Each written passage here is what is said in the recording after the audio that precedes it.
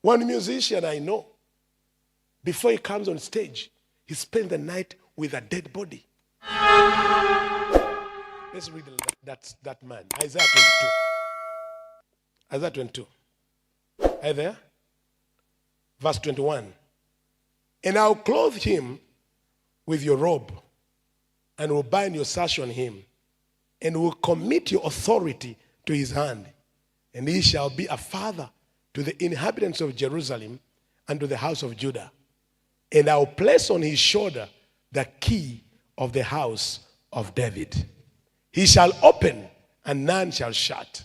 He shall shut, and none shall open. Do you know that man is Eliakim?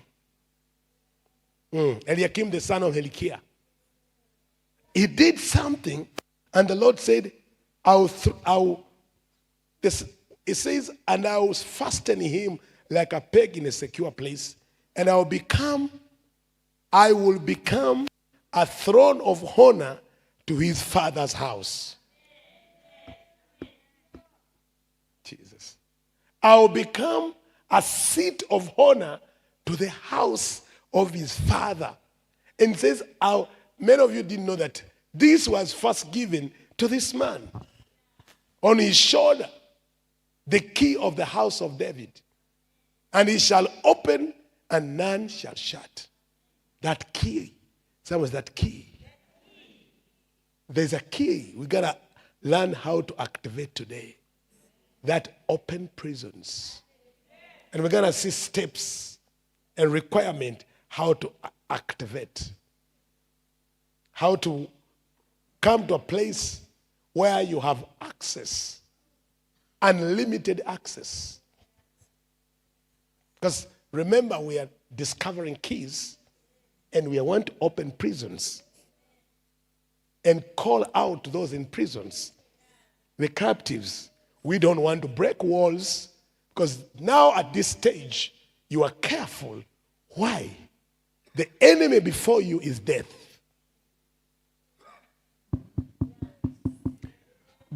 What you are facing is not the demon of headache.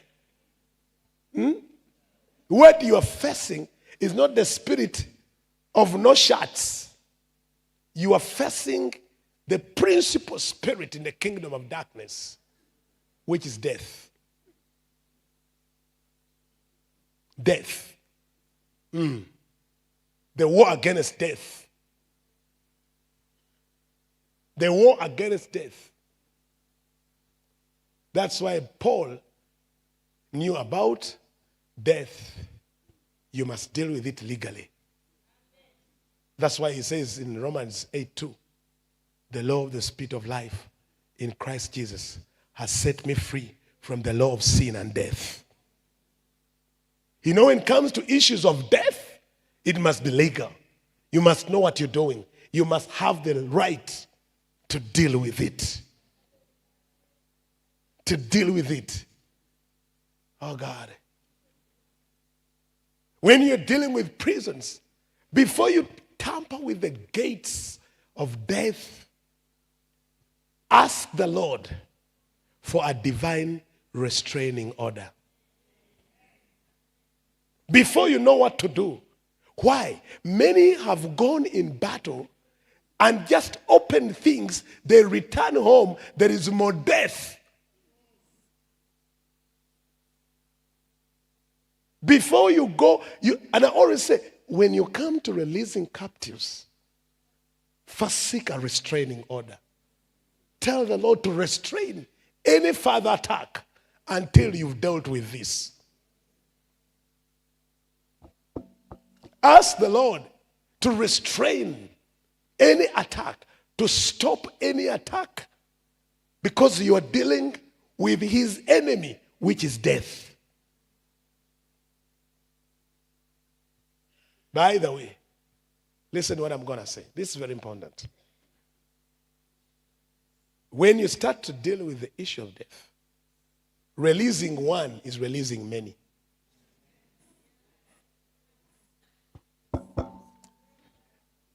Opening the prison, you don't pick one. Whoever is in that prison gets deliverance. Do you get me? There are times one person is delivered and it's the deliverance of the whole family. Just one. One man is set free and the entire community is set free. You get me? So just know that the enemy is not only looking at the one you try to set free.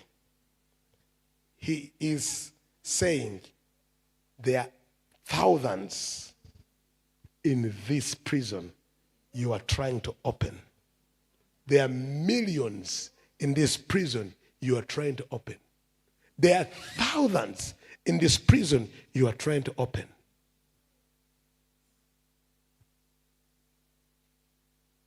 Are you getting me?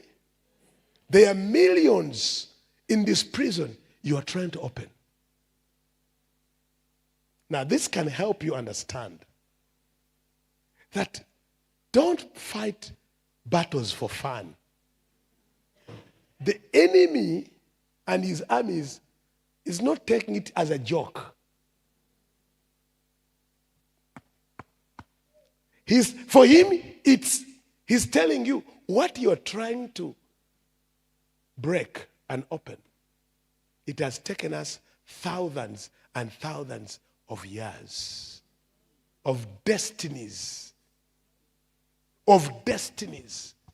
we have bound in the grave.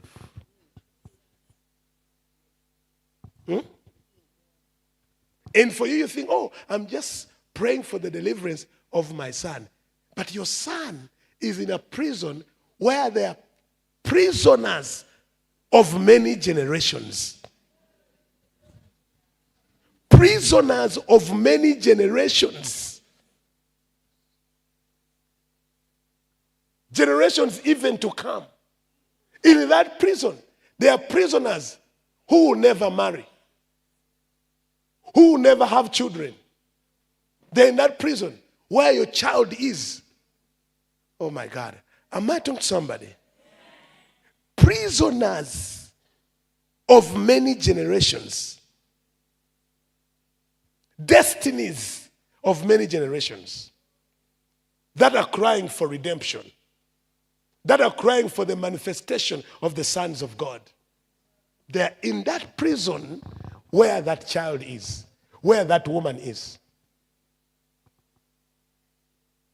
Are you getting me?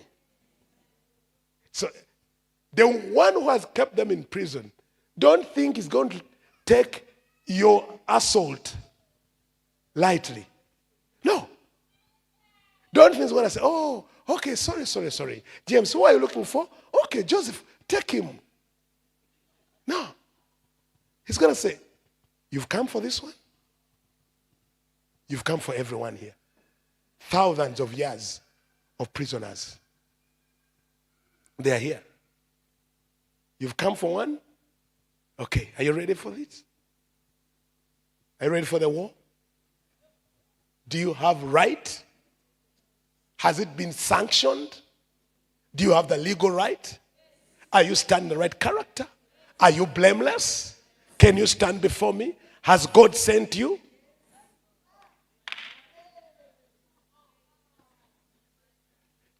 Now it moved from just fun and excitement. Now you're dealing with the real issues. You're dealing with the real issues. The council of hell is now challenging you. The council of the grave is challenging you. You do not know that there are some people you work with, so beautiful, so educated, so learned, so successful, but they spend the night on the graves before they come to the office. There are beautiful girls today, young girls, so beautiful, so learned, and they are very successful. They don't want to get married, but they have children. And they are successful in their careers, but they always fornicate with the dead. They spend nights with the dead. You do not know how many Homes have a dead body. The rich man is worshiping in one of the rooms. One day you'll be shocked that some people have a body in one of the mansions and they hire people to go and wash that body. And they have kept it in the house for many years. And that's where they go through the dead and bind destinies and control nations.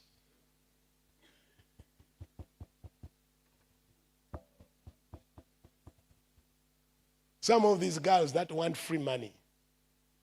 Someone comes with a Porsche car and say, can I take you out? Sit in my Range Rover. They go out. After outing, say, let me go home. Let's go home. And they reach there and say, okay, go in that room, clean that body, and never say it. You ask those girls, they tell you what they've gone through. Who want cheap things? They want good things, but they don't want to work. Some of your daughters, they never tell you what they went through. Someone tells them, oh, you have to wash this body and never tell anybody. And I'm buying you a Mercedes-Benz.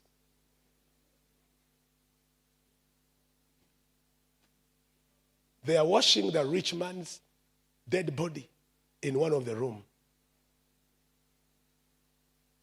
Now you need to know this, how the grave is at work.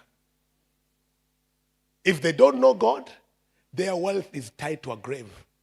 That's why they have constructed a room in one of their houses and they have a grave in that room where they put a mat and sleep every night on a grave. Then tomorrow they come in a meeting. You look at them, you doze. You sign the contract. You give them the money. And you wonder what controls. You rise against the man, he goes to the grave. You die, he takes the place. You die.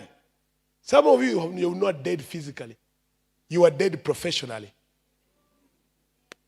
Some of you, you are dead professionally. With all your academics, with all your abilities, with all your qualifications, you are dead. They killed you professionally. The brain just died.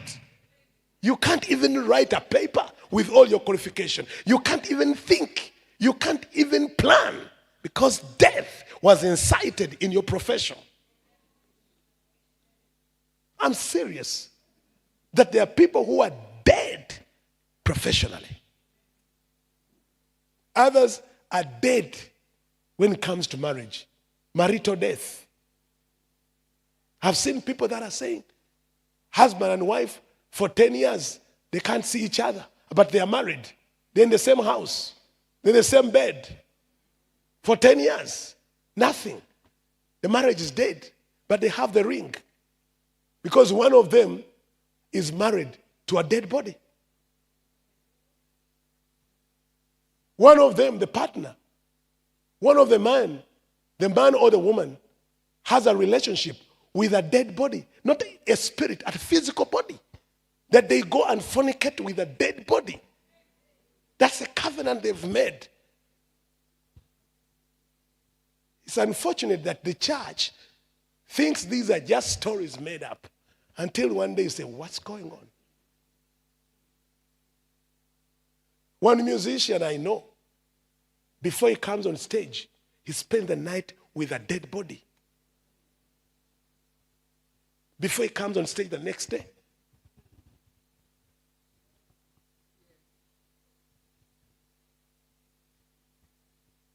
The reason we are now opening, because I said about prison, is about destinies buried in graves.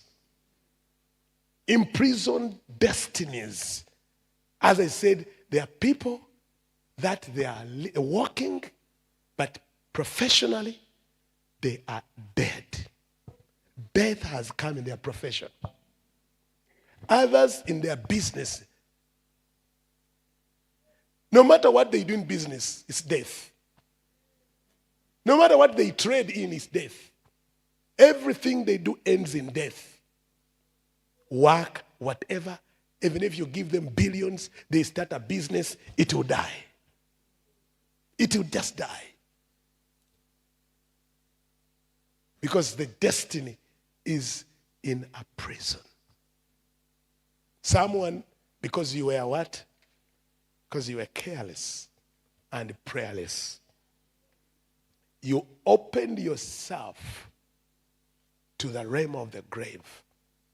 And the agents of the grave are now the masters in this life. Because the church is not praying. The church is not praying. People are building schools on graveyards. People are building hospitals on graveyards. Purposely to open those tunnels of the grave. And you need the key of the house of David.